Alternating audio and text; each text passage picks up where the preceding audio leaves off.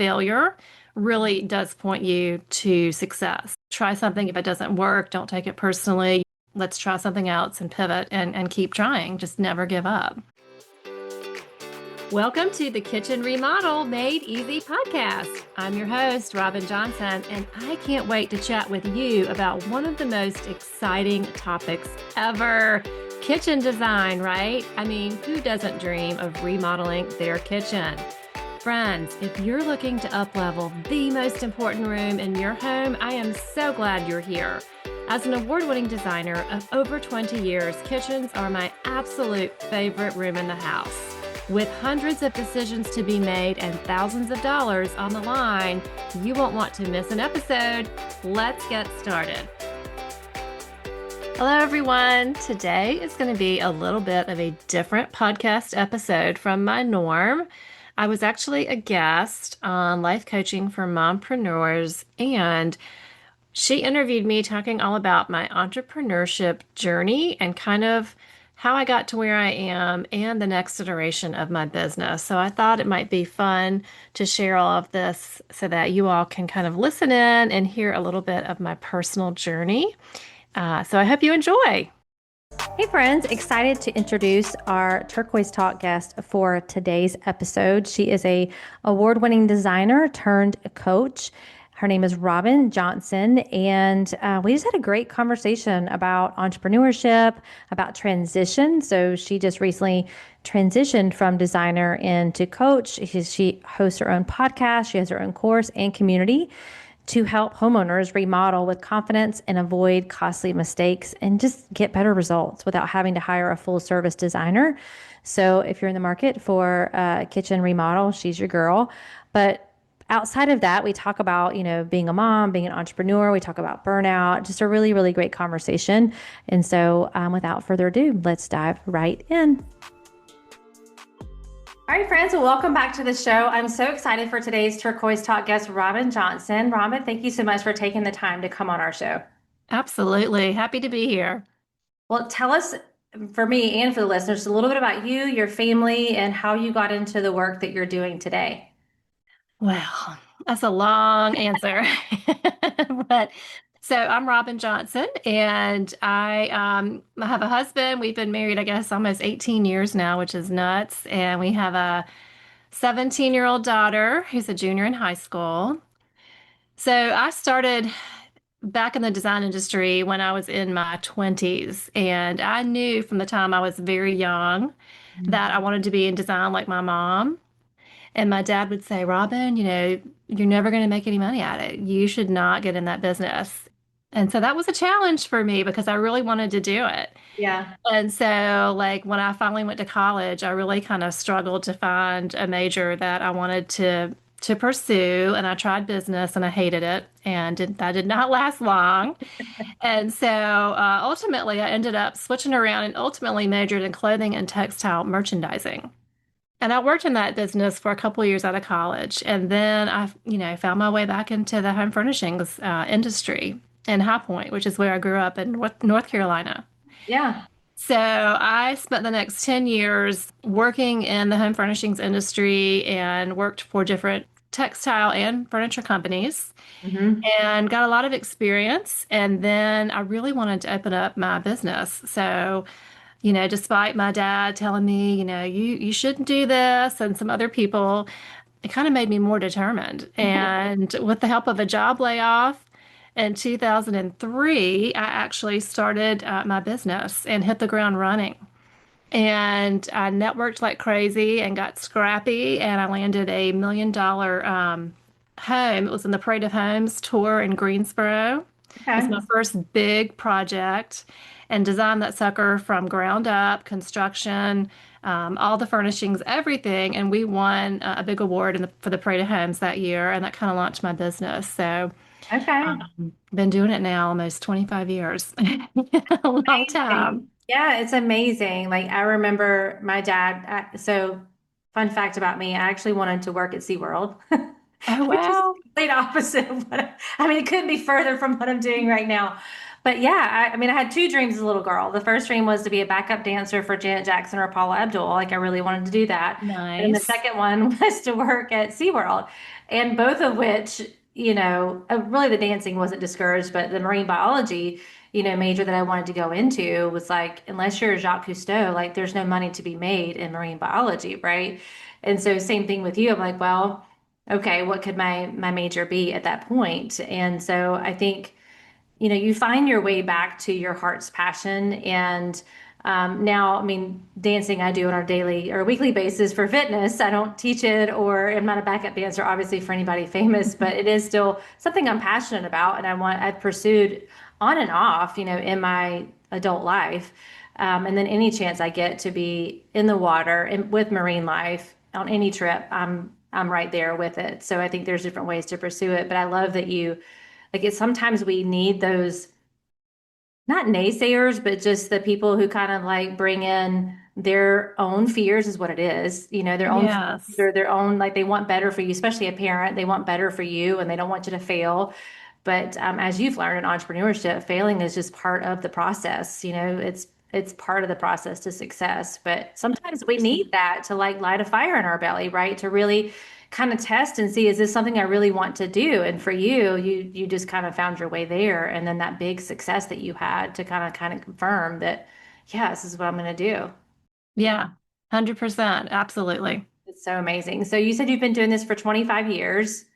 And I'm sure there's some lessons that you've learned along those 25 years. So for the woman who's listening, who's thinking about starting her business or is maybe in a valley moment in her business where she's just kind of questioning some things, like what are some lessons that you've learned that maybe you could help someone not make the same mistake doing? I have a ton. I could write a whole book about my mistakes, but Absolutely. Well, I think getting a coach, number one, is so important because it gives you a different perspective. Sometimes we get so in the weeds, I think, yeah, trying to figure the solutions out and trying to figure out what actions to take that we almost bury ourselves. We're juggling so much as women yeah.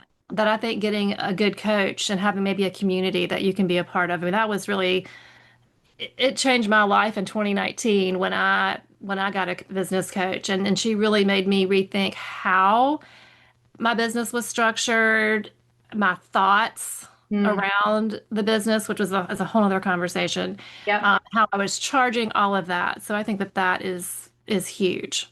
Yeah. Yeah. Because like you said, you kind of solopreneurship, especially, is can be very lonely, when you're in your own head about things. I mean, just the other day, like I have some new things that I want to do in my business, and I'm so thankful that I have a coach and I have peers that are, also entrepreneurs. And I'm like, okay, here's what my brain is doing right now. Here's the topic of the day. My brain is trying to create all kinds of confusion.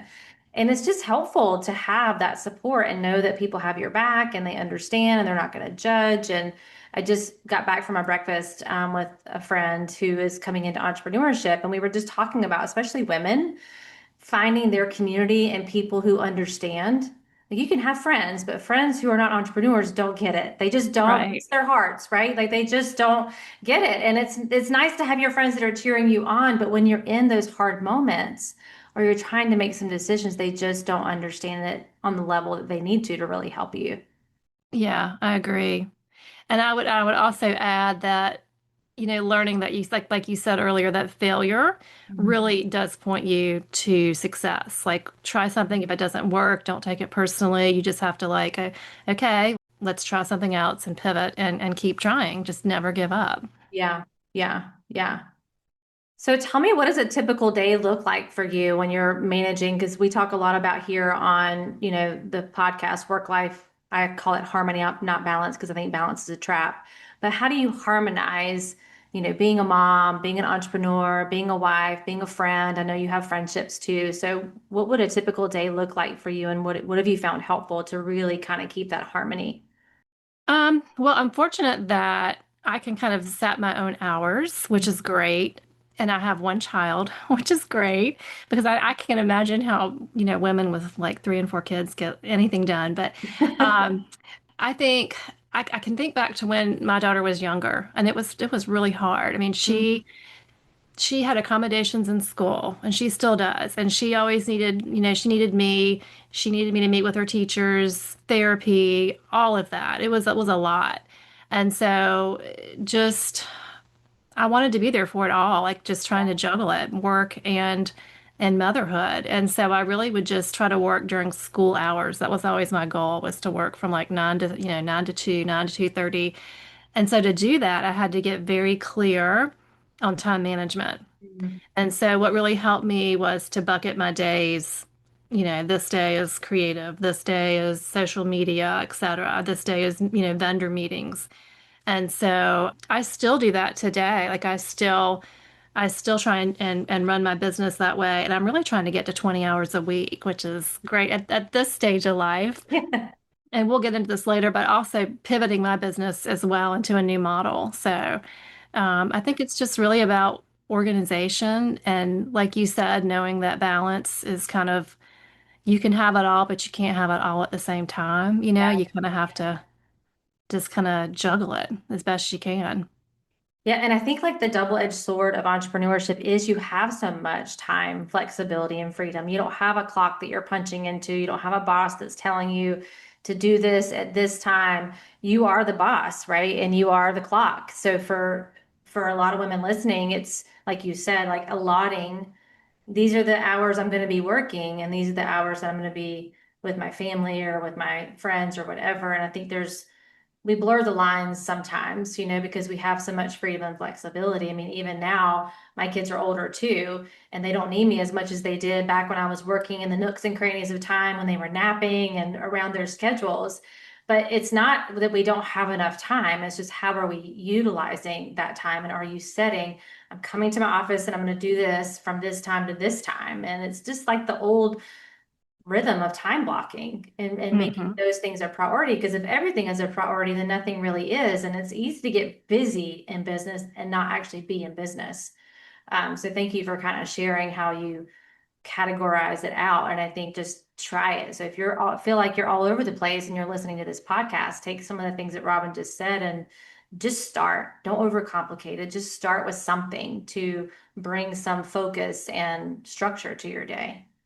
Right. And I think it even tracking, like time tracking, is a great way to start that process and just kind of look at, and it's a pain. I hate doing it, but it's like look at your calendar and write down, okay, well, what did I do today? What did I do from this time to this time? And then, as you see like where you're maybe not being efficient or how you could up level, a certain area, you can work on that or seeing how long it actually takes you to get something done compared to what you think it's going to take you to get it done. Yeah, yeah. It's like keeping a food diary. No one wants to do it because it Yeah, actually shows you what's happening in real time, it works. The sand and being like, oh no, I didn't scroll for 2 hours. It's like black and white. I didn't eat the donut. Well, yeah, you did. So I think that's the hardest part is we don't when a lot of people I find don't set goals because of how poorly they treat themselves when they don't hit the goal. And so like Mm. I'm just not going to set a goal at all because when I do set a goal and then I don't hit it, I beat myself up so bad. And who wants to feel that? Right. And so tracking your time can feel the same way. It is going to show you exactly what you're doing with your time, but it's just awareness. And if you can flip your brain on that to think of, I'm just getting awareness on how long it is taking me to do things or how much time I am potentially wasting, or is that really what I need to be spending my time on? So it's that emotional capacity part of entrepreneurship that is required that we don't talk a lot about. I think in entrepreneurship, it's all about strategy and systems, and those things are important, but like you have to have the emotional capacity to hold those systems and those processes and in the journey of entrepreneurship, the uncertainty that you have to hold as an entrepreneur is just so it's greatly there. It's always Hmm. there's uncertainty that's just around entrepreneurship and being able to hold that space. So tell me, like, have you struggled with that? Just like the doubts and the fears of, is this going to work? And how did you kind of work around that? Well, as you were talking, I was just thinking, I remember in my early days, you're so hungry to get work and you're so hungry to prove yourself and you kind of take any job that comes and I found myself constantly being pulled in lots of directions because I wanted to serve the client and I wanted to prove that I could do it, prove to the client myself. and I loved it, but I wasn't probably as efficient as I could have been. And as I matured and as I got, years under my belt, I kind of went from taking any job that came to then defining what jobs I would take Yeah. and what was a good fit and what services I would offer and kind of set that boundary. And that changed everything. Yeah. But I think like the powerful part of that story is that you have to be willing to try it all in the beginning if you're a new entrepreneur, right? You have to be willing to take the clients because you're still figuring out who you want to work with and you're still figuring out what offers are going to, True. right? So it's like that emotional capacity to hold the, I don't know that I love this, but I'm willing to just do it, not messy, but do it imperfectly. Hmm. And now I have this clarity. A lot of times people wait for the clarity versus taking action because action is what brings clarity. If you had never taken that first client, you would never realize this is not the client that I want, right? Like I want to, Right. right? So I think there's phases and seasons of the business. And that's the beautiful thing about this podcast is women come on and they're all in different phases of the business. So for someone who's just getting started, there is a season where you are going to be doing those kinds of things Yeah, because that's true. you're still figuring it out. But there will also come a season where you're like, I'm only bringing in the clients that I want to work with. I'm going to create my dream schedule with my dream clients. And that's the ultimate goal. But you have to just get started in the beginning to figure out Hmm. those things, right? Yeah, I do. I agree with that. And I think too, like you'll learn what you're good at. Mhm. And as you age into it, yes, you'll kind of niche into, hopefully you'll learn like these are the things that I need to lean into and do more of because I'm really good at it and I can charge a premium at. And Right. then there's the parts that maybe you're not as good at that you can get a virtual assistant to help you with or something like that. Yes. Yeah, for sure. So I know now you've transitioned, right? Like out of design work and into, or you just had kind of a transition in your business. So tell the listeners a little bit about that because there are a lot of people, I think, post COVID who have just been transitioning either out of corporate into building their own business because they want to build a business on their terms or have success on their terms, or they realize like this is not as fulfilling as I thought or anymore. And maybe it was at one point and now they're kind of pivoting. So I think transition is still a thing that's happening on greater and greater levels, especially for women. So can you share just a little bit about your transition? Yeah, I mean, this is brand new. This is like as of January 2026. I don't know. I worked so hard to build my business, and it's like it's been 25 years, and I've loved all the projects I've done. And it hasn't always been easy, but I really want to scale the business. I'm at a point now, I'll be 55 this summer. My husband's like about 9 years older than me, so he's going to want to retire probably in the next 5 years or so. And our daughter's going to be going to college. So I really wanted to build something that I could do from anywhere, that would help people with all my years of experience and still let me do what I love, which is design and being creative.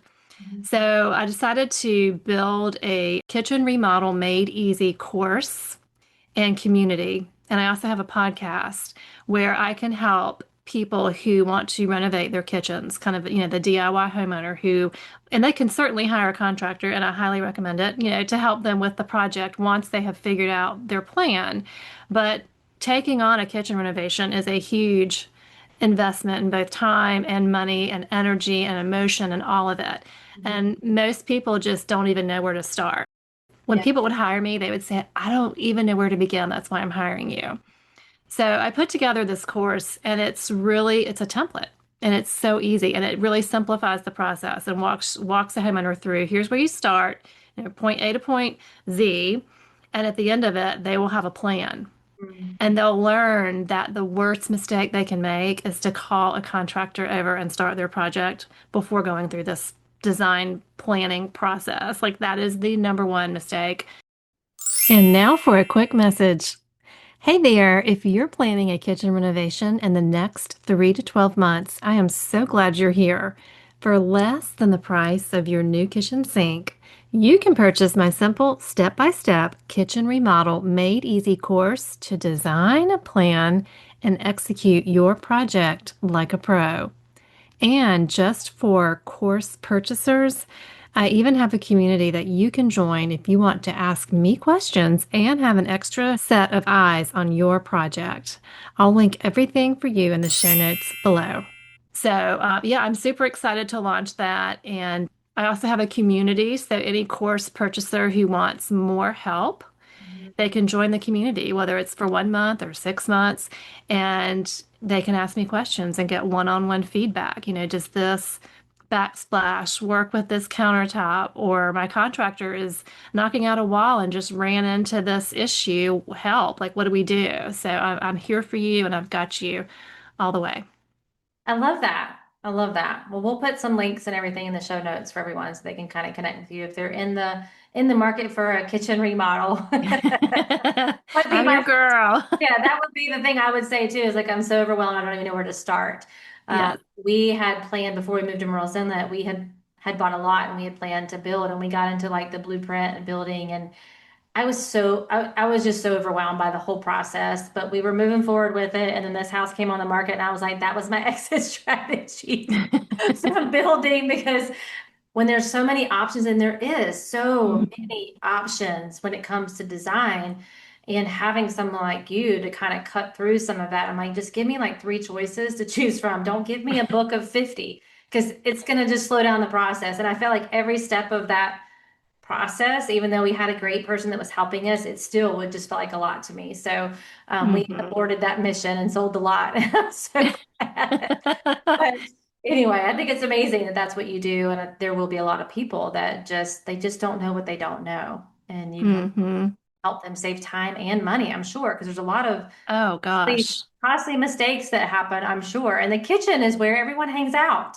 Yeah, I mean, the kitchen is my favorite room in the house, like hands down. And I feel like it really is the heart of the home. Like it's the new living room. It's where we spend our time. It's like with the new islands, everybody wants a kitchen island. So, homework, cocktails, work, everything, it all happens in the kitchen. And so it's important to have a kitchen that you love, that you're excited to be in every day and excited to invite people over and visit.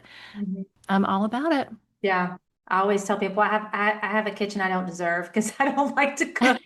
And then my friends that know me, when they come over, they're like, you do not, like, I can't believe you have this kitchen and you don't like to cook. I'm like, I don't, I really don't. I don't deserve this kitchen. I know. If you want to come over and cook in my kitchen anytime, you can. Yeah, I'm more Yeah. than happy to have you come over and do that. So anyway, well, tell me a little bit about. So, I always like to ask a guest about burnout because it's definitely become so common in the world of entrepreneurship, especially for mom entrepreneurs, because they're home life, and work life, trying to juggle all of that. So, if you've experienced burnout, I'd love for you just to share a little bit about how that showed up for you. For some, it's exhaustion, some it's they just lose their kind of inspiration or passion for things. And then what did you do to kind of work out of the burnout? Probably, yes, I've definitely experienced burnout. I think, like when I mentioned earlier about trying to be all things for all people, Mm. I think before I hired my business coach in 2019, I definitely hit some burnout. I think hiring that business coach really helped me to see that it was important to niche. Hmm. And so when I was burned out, it was just kind of like, oh, like, I just feel like I'm juggling so much all the time. And yeah, you just kind of lose heart. You just kind of lose that motivation, I guess. Mhm. And that's no fun. So I kind of niched my business in 2019 into just doing like really high-end custom kitchens and bathrooms and like mud rooms. So that was kind of my thing.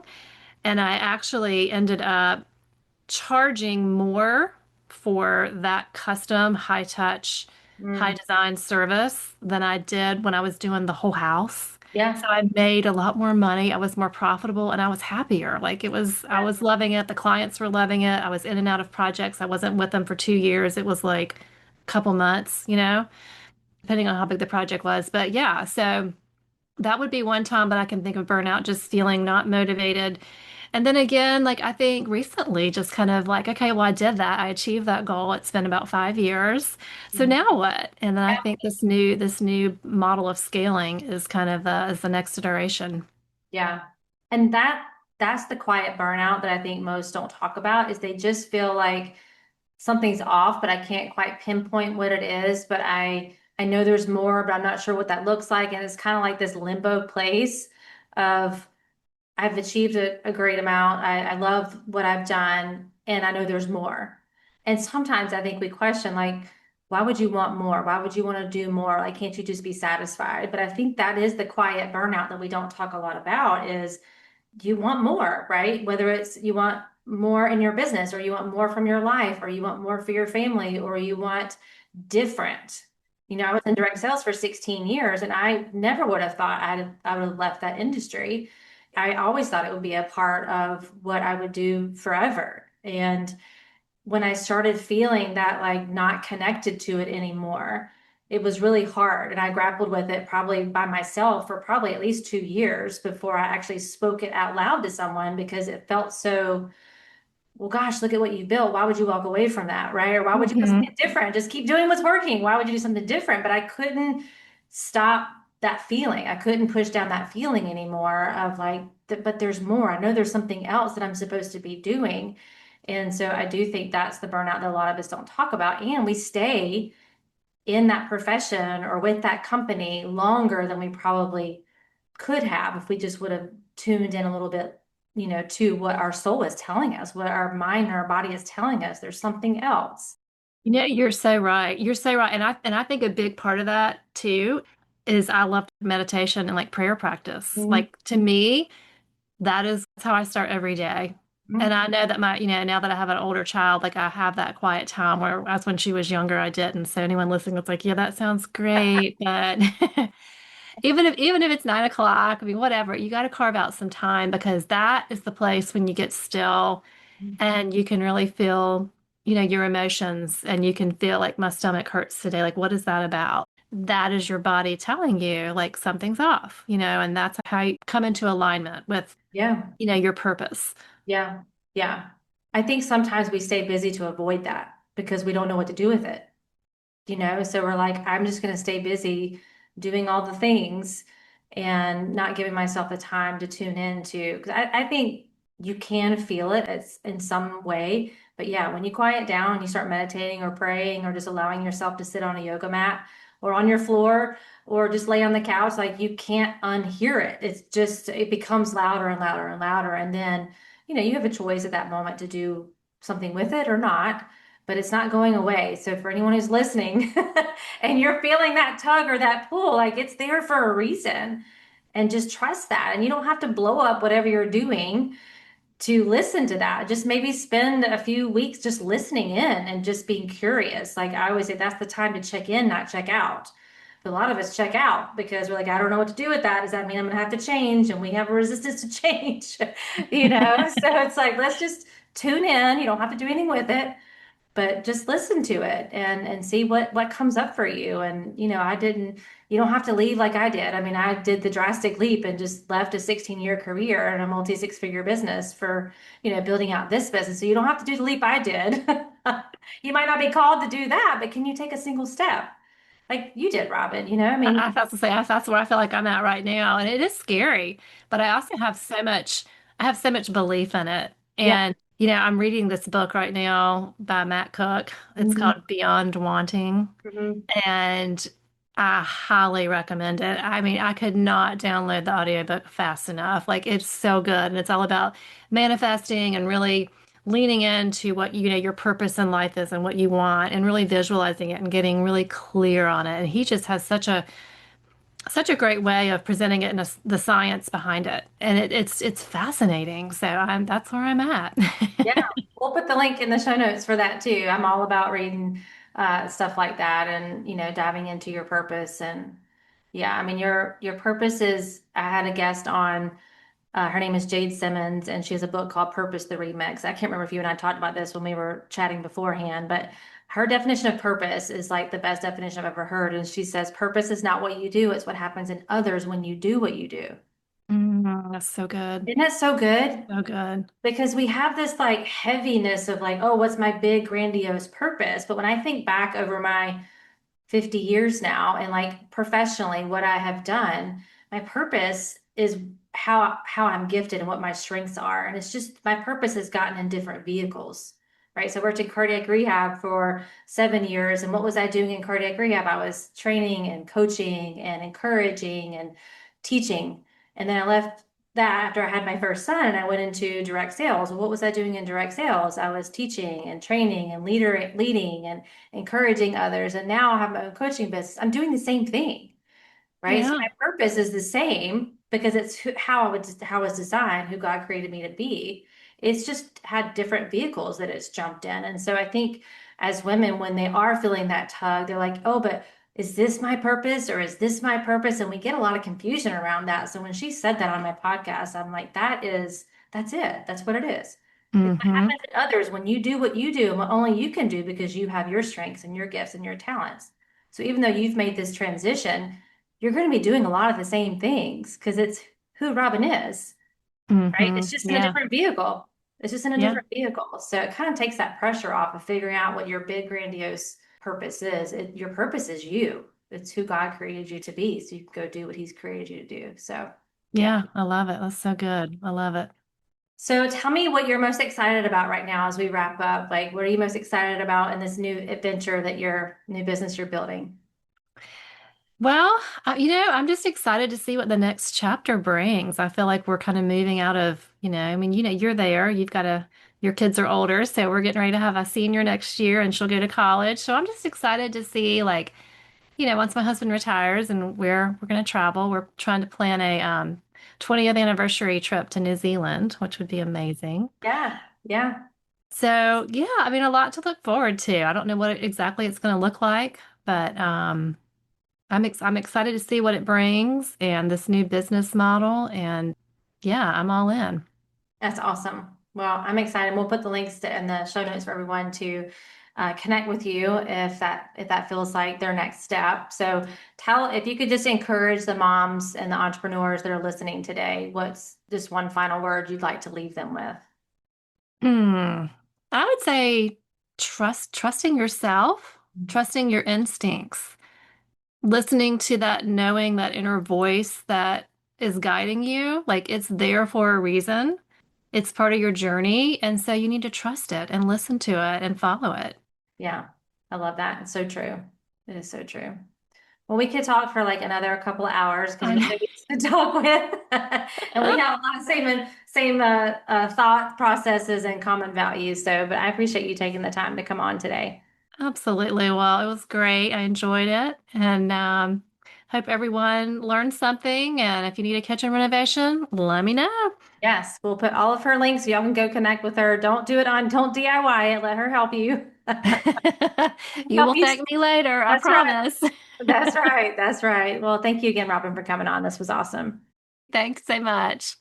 Friends, if you enjoyed today's podcast and you can't wait to hear more, please leave a raving review to help others find me. And if you didn't, well, don't worry about it.